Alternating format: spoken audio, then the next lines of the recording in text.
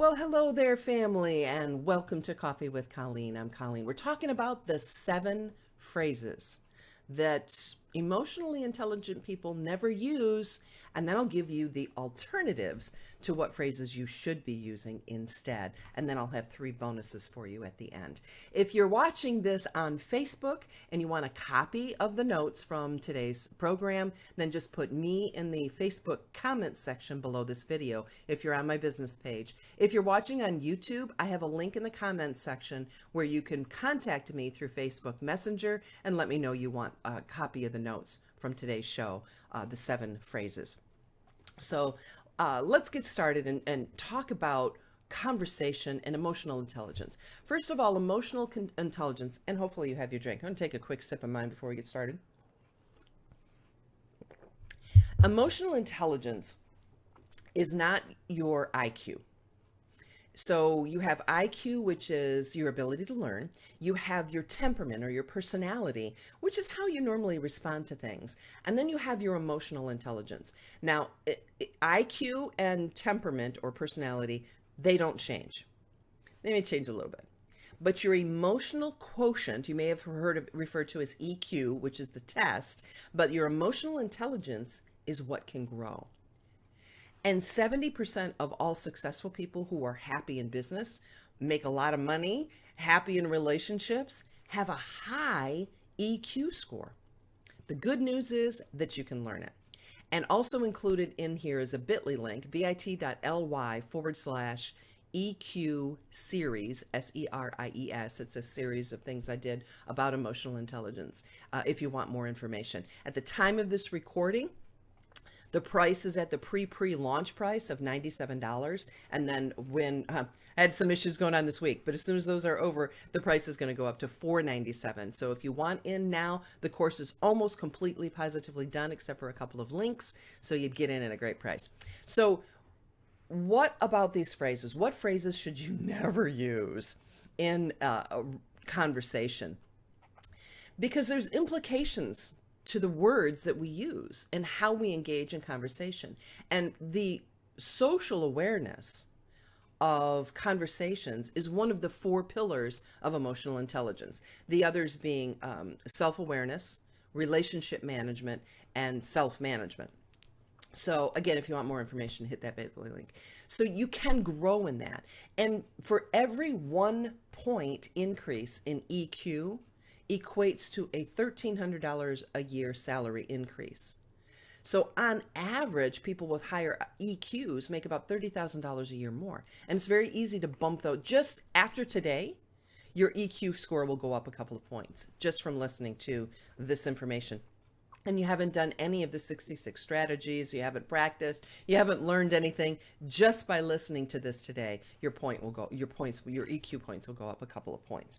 So people with low social awareness are so focused on what they're going to say next that they're not paying attention to the facial expressions, the body language, the particular words that other people are using in a conversation that are giving you clues to what they're thinking and what they are going to be saying next. So the key is to not think about what you're going to be saying next, but engage in good eye contact, make observations, and really engage in active listening. What is the person saying? What words are they using? And how are they expressing themselves? Does their body language match their words, etc.? So that's all part of social awareness, and that's taught in the EQ course. So here's some words and phrases, 7 words and phrases you should never use, and words to use in place of them. Number 1, the word why. Or worse, why would you? Ooh, did you just feel that? Did you feel that when why seems to be okay, but when somebody says to you, why would you do that? And there's different ways to say it, right? Different tone of voice, different inflection. There's like, why would you do that? And then there's a lower tone of voice where somebody reaches out and grabs your hand or your arm. But still, even at that, when they're saying it this way, it's still offensive, right? Why would you do that? So even though that's a more gentle way of presenting it, it's still kind of offensive and condescending. Now, we're curious by nature. And so we're taught as children, and what one phrase do you hear from a toddler all the time? Why? why? Maybe that's why we don't like the word. But it does give us that feeling of condescension and being interrogated.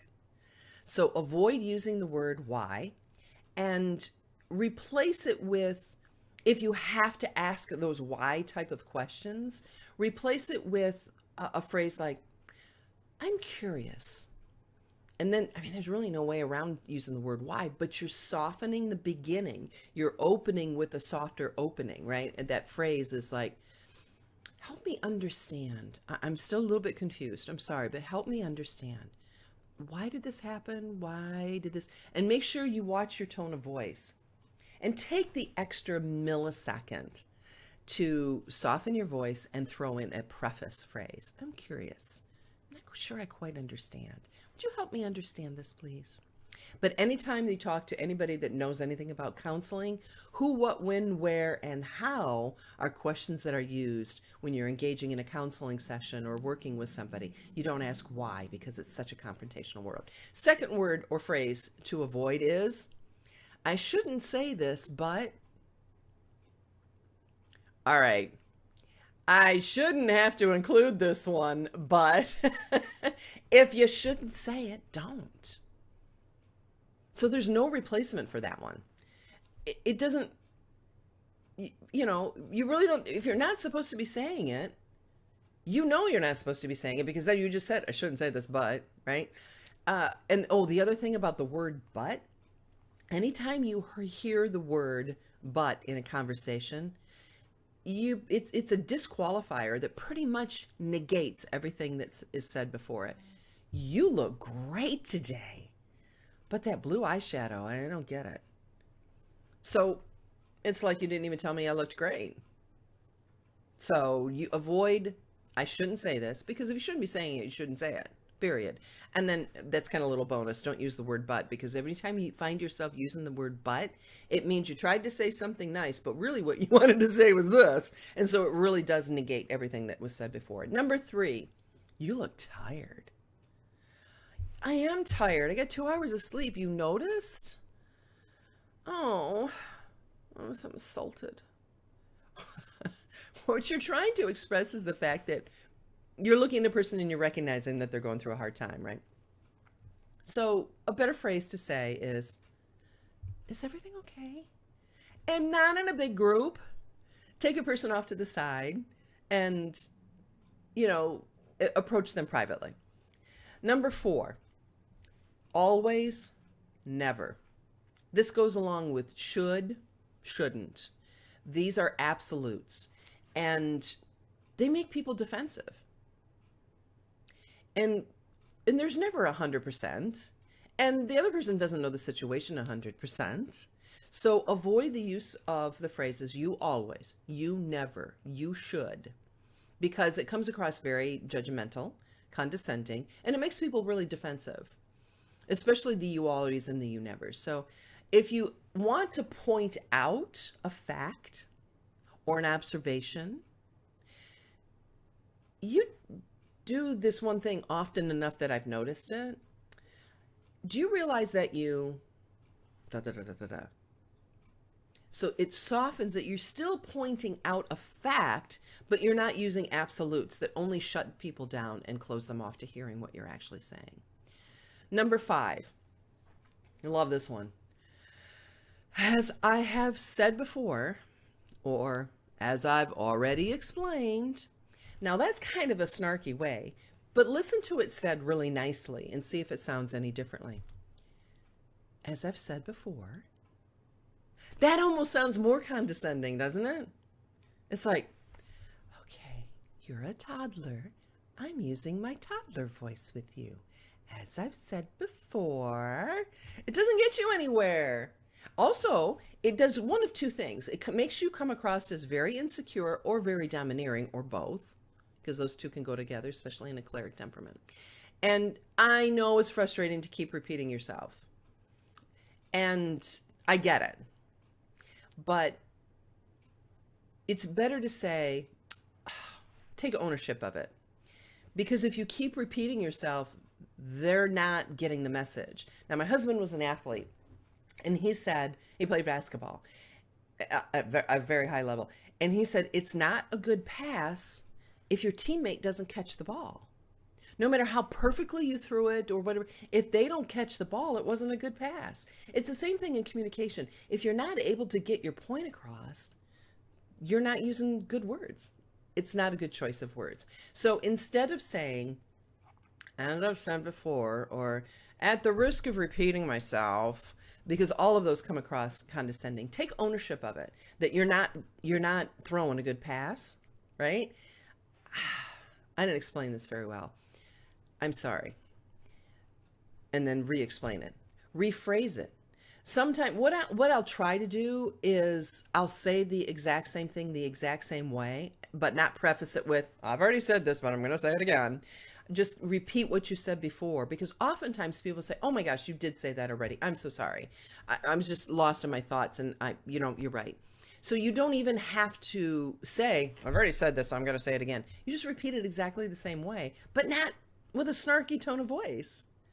Just like, how about 2:00? Because we have this, this, and this, and this. Oh my gosh, you did say that before, yeah. Or use a preface and something to soften it. It's like, oh gosh, I didn't explain this very well. I'm sorry, but I have doctor's appointments and 2:00 doesn't work for me, or whatever. So take ownership of the fact that you didn't throw a good pass, and people appreciate that. Number 6, and this one's kind of controversial, but take it in context. Good luck. Or take luck, if you know anything about Brian Regan. Good luck. Depending on your tone of voice, you could subtly be given the impression that somebody doesn't have what it takes to get the job done. Ha! Good luck with that, is sometimes how it can come across. So if you're wrapping up a meeting, or you're telling your children, they're sending your children off because they're going to be engaging in a spelling bee, or a Bible verse competition, or something at church, something at school, in a business situation, be the person that builds other people up. Instead, say something like, I know you have what it takes. Go get them. Or, you can do it. That's better than break a leg or good luck, because you're bolstering the person's confidence. So that's a hard one. Pay attention to how many times you say, hey, good luck. And instead replace it with, you're going to kill it. Go get them. You've got what it takes. See how that sounds different? It just makes you feel better and builds you up. Number 7, whatever. And it's usually accompanied by a hand movement. Whatever. It's very dismissive, tells the other person you don't care, and they came to you for your opinion because your opinion mattered to them. So now you have just insulted them by saying that you don't have 10 seconds to give them your opinion or share your thoughts on the matter. And sometimes you don't have an opinion either way, or maybe you don't have enough information. Share that with somebody instead of the dismissive, whatever you want to do is fine with me, I don't care. See how that just comes across condescending and dismissive? Even if you say it nicely, whatever you want to do, I don't care. It still sounds condescending. So a better phrase would be, I don't have a strong opinion either way, but here's a couple things you may want to consider. Or this is my favorite, because people come to me with their, asking for advice all the time, and I don't give advice. I just don't. I'll give my opinion of a situation and give you a couple of things to consider, but I never tell people what to do. Even when I'm coaching and mentoring, I don't tell people what to do. I'll question them to the point where they will make a decision on what they're going to do, but I don't offer that. You know the intricacies of the situation much better than I do. What do you think you should do? Have you considered this? Now, see, isn't that a lot better than whatever? All right, so here's your 3 bonus phrases.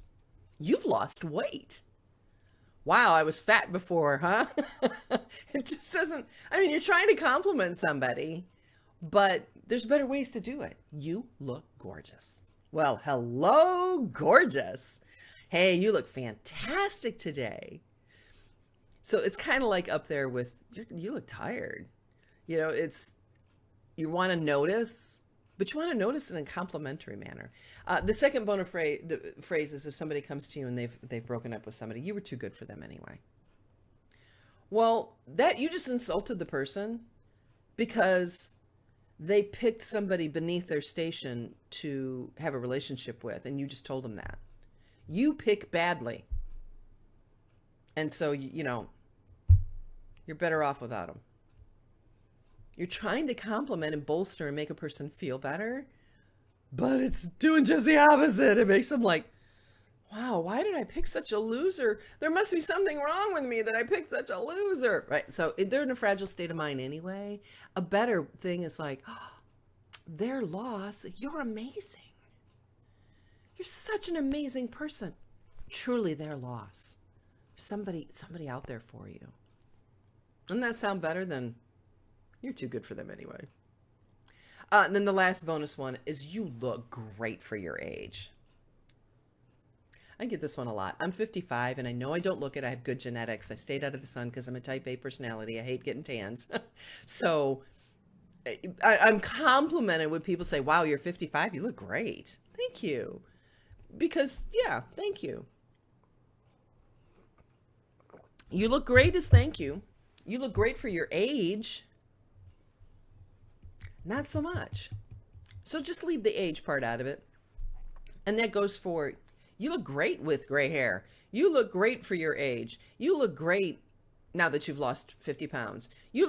Just keep it at you look great or you look fantastic or hello gorgeous or something like that. So I hope that helped. If you want to send me a note on Facebook, there is a link either in the show notes below or to the side, or depending on where you're watching this, there is a link where you can send me a message on Facebook Messenger. But also, if you're watching on Facebook on my business page, just comment me in the comment section below, and then check your Facebook Messenger, because I will be sending you a copy of. You have to respond to the note that I send you with the proper word, no punctuation, and I'll send you a copy of today's notes. So I hope that was helpful for you, and we'll see you tomorrow. We'll be talking about more.